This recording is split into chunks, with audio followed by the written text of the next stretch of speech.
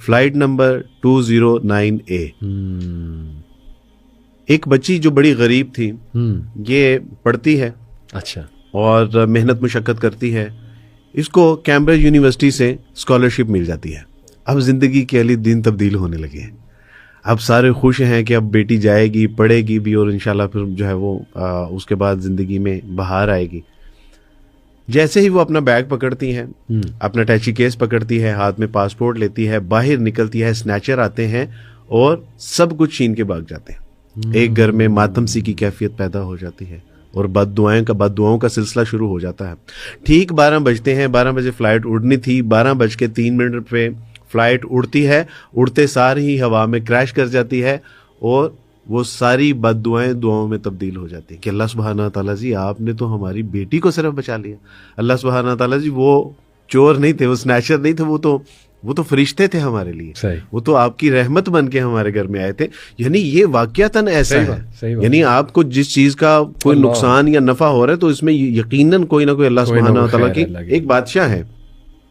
اور بادشاہ کا ایک وزیر تھا, اس کی عادت تھی کہ وہ کہتا تھا کہ امیر محترم جو ہوتا ہے وہ اللہ کی طرف سے اچھا ہی ہوتا ہے. شکار پہ گئے, ان کی انگلی کٹ گئی.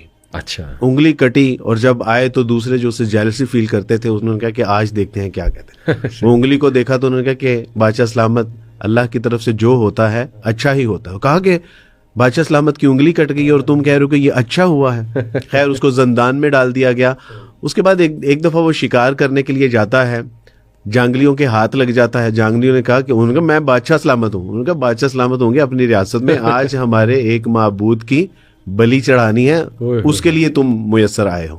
اور جب اس کا سارا جو ہے وہ ایگزامینیشن کیا گیا, جب انگلی پر بات پہنچی تو انہوں نے کہا کہ یہ تو ڈیمیج ہے, یہ تو آؤٹ فٹ ہے, یہ تو ہماری قربانی معبود کی قربانی کے لیے.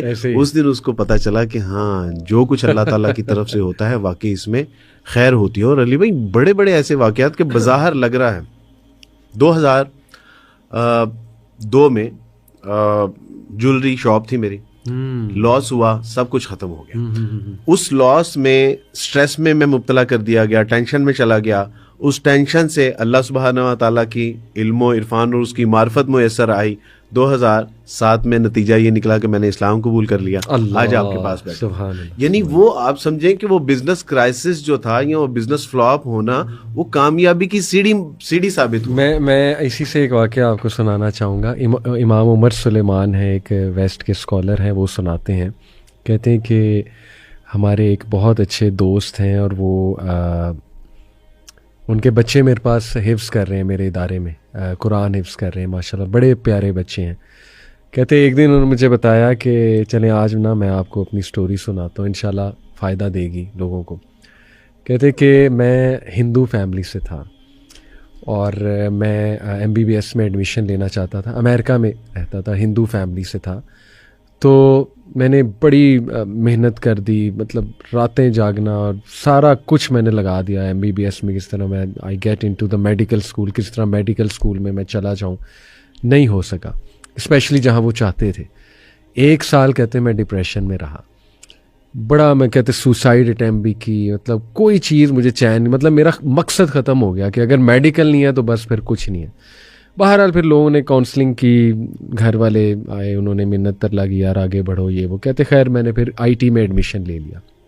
ایک یونیورسٹی میں گیا, وہاں پہ میں ہاسٹل میں تھا اور میرا روم میٹ تھا. کہتے وہ مسلم تھا.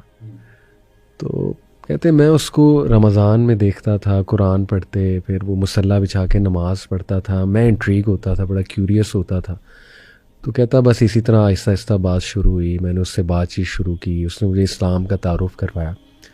تو کہتا کہ آج اس کی وجہ سے مسلمان ہوا اور آج ماشاءاللہ میرے بچے آپ کے پاس حفظ کر رہے ہیں الحمدللہ. یعنی دیکھیں کہ اگر میں میڈیکل میں جاتا تو پتہ نہیں وہاں میرا روم میٹ کون ہوتا, وہاں میری زندگی کیا ہوتی. آپ سمجھے کہ وہ دنیا کا سب سے بہترین ڈاکٹر بن جاتا, ایک سرجن بن جاتا, پروفیسر بن جاتا, لیکن اللہ میسر نہ آتے. اور دیکھیں کہ اللہ اسے لائے وہاں پہ, یعنی ہارٹ بریک کرا کے. جب ہارٹ بریک ہوتا ہے تب تو اللہ اور انسان کو سمجھ آتا ہے. سبحان اللہ. آج کے اسٹوڈنٹس کی سوسائڈ کی ایک کازز میں سے ایک کاز یہ بھی ہے علی بھائی کہ جو بریک اپس ہو رہے ہیں جی، اور ہم پتہ کیا سمجھ رہے ہیں, ہم سمجھ رہے ہیں کہ ٹوٹ جانا یہ زندگی کا اختتام ہے, جبکہ انڈا ٹوٹتا ہے تو اس کے اندر سے ایک زندگی برآمد ہوتی ہے. تو یہ ایک بہت بڑی وجہ ہے. اگر کوئی آپ سے چھوٹ رہا ہے, جا رہا ہے, تو اس کو کہیے کہ قالو سلامہ, مہربانی, آپ کی مہربانی. وہ اصل میں آپ کے لیے تھا ہی نہیں, اللہ سبحانہ و تعالیٰ نے آپ کے لیے کہیں کوئی بہت بہترین انتظام کر رکھا ہے. اس کے لیے اللہ نے اس سے آپ کی خلاصی کی ہے. یعنی یہ بات کو ہم سمجھ نہیں پا رہے. تو یہ ایک بڑی زبردست بات ہے, یہ جو پازیٹیو سائیکالوجی آپ نے بتائی ہے کہ اس میں انسان مایوس. سعد رضی اللہ تعالیٰ سے روایت ہے, کہا کہ رسول اللہ صلی اللہ علیہ وسلم فرمایا کہ بندہ مومن کا معاملہ یہ ہے کہ اگر اس کو غم ملتا ہے تو وہ اس پہ صبر کرتا ہے, کیا بات, تو اجر پاتا ہے. اس کو کوئی خوشی ملتی ہے تو اس پہ شکر ادا کرتا ہے تو اجر پاتا ہے. تو فرمایا کہ اس کا تو دونوں اطراف سے ہی کسی صورت میں خسارے والا معاملہ نہیں ہے. رسول اللہ صلی اللہ علیہ وسلم فرمایا صلی اللہ علیہ وسلم کہ بعض اوقات انسان کو کسی چیز پہ نعمت ملتی ہے, اس کا وہ جب شکر ادا کرتا ہے تو اس نعمت سے کہیں بڑا اجر اللہ سبحانہ و تعالیٰ. سبحان اللہ, سبحان اللہ. اور ہم نے یہ سمجھا, یعنی یہ ایک آج کا ہمارا جو بچہ ہے, جو نوجوان ہے, اس کو چھوٹا سا سٹریس ہے, ڈپریشن ہے, تو یہ سمجھ رہے ہیں کہ شاید اللہ سبحانہ و تعالیٰ نے مجھے کسی سزا میں یا کسی عذاب میں مبتلا کر دیا. بالکل بالکل, فوراً یہ آتا ہے ان کے مائنڈ میں. وہی بیچارہ سمجھ نہیں رہا کہ عمر فاروق رضی اللہ تعالیٰ فرماتے, کہتے کہ جب کوئی تکلیف آتی ہے تو اس کے دو سبب ہوتے ہیں, یا کفارہ سیئات یا رفع درجات. یا تو وہ گناہوں کی معافی کے لیے کیا بات ہے, کیا آزمائش آتی ہے, یا پھر اللہ اس کے درجات بلند کرنا چاہتا ہے. میرا بچہ آج کا یہ کیوں نہیں سمجھ رہا. اور سورہ نساء میں اللہ کہہ رہے ہیں کہ اللہ کو کیا ملے گا تمہیں پنش کر کے. سورہ نساء کی آیت نمبر 48 سے میرے خیال میں نکال بھی لیتا ہوں کہ جب تم شکر کر رہے ہو تو کیوں اللہ تمہیں پنش کرے گا. اللہ اکبر. تو یہ اللہ سبحانہ کیوں تمہیں عذاب میں مبتلا کرے گا. اللہ اکبر. بس وہی بات ہے وارث بھائی کہ بتانے والا, اصل میں بتانے والا ہونا, بچوں کے سامنے یہ چیزیں لائی جائیں تو پھر ہی بچے جو ہے نا ان کو بڑی تقویت ملے گی. اور ماشاءاللہ یہاں پہ میں مینشن کرنا چاہوں گا, although کمیاں کوتاہیاں ہم سب میں ہوتی ہیں, لیکن ماشاءاللہ یوتھ کلب کا جو یہ کام ہے, الحمدللہ ثم الحمدللہ, ماشاءاللہ آپ جیسے بھائی ہمارے ساتھ ہیں, شروع سے ہیں, الحمدللہ. تو یہ کام ماشاءاللہ جو اللہ نے لیا یوتھ کلب سے کہ یونیورسٹیز میں ہم گئے اور وہاں پہ ایک کنٹینٹ دیا ہم نے بچوں کو, پھر پوڈ کاسٹ جنریٹ کیے. آپ یقین کریں میں ونڈز آف چینج پہ جاتا ہوں, ہم سارے اسپیکر جاتے ہیں, وارث بھائی آنسو ہوتے ہیں بچوں کو. میں کوئی اللہ معاف کرے اپنے منہ تعریف نہیں, یوتھ کلب کی کوئی وہ تعریف نہیں, صرف اللہ کا یہ کرم ہے. بتانے کا مقصد یہ ہے کہ کمیاں کوتاہیاں اپنی جگہ, لیکن اللہ نے کام لیا ہے. بچوں کے آنکھوں میں آنسو ہوتے ہیں. بچے کہتے ہیں آپ سوچ نہیں سکتے, ہم نے یہ ویڈیو دیکھی, یہ پوڈ کاسٹ دیکھا, we were on the verge of suicide, we were on the verge of depression, ending ourselves. الحمدللہ ہم اس چیز سے بچ گئے.